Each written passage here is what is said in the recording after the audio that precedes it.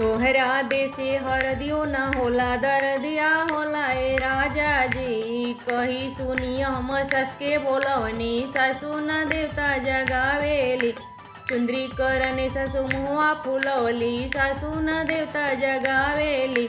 तोहरा देसे हरदियो ना होला दरदिया होला ए राजा जी।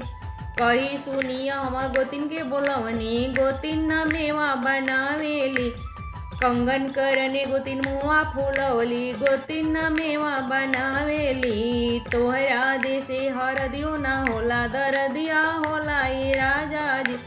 कही सुनी हम ननद के बोलवनी ननद न काजरे पारेली। कही सुनी हम ननद के बोलवनी ननद न सौरली पेली।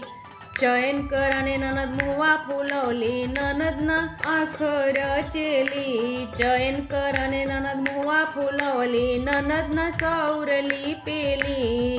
तोहरा देसी हरदियो ना होला दरदिया होला ए राजा जी।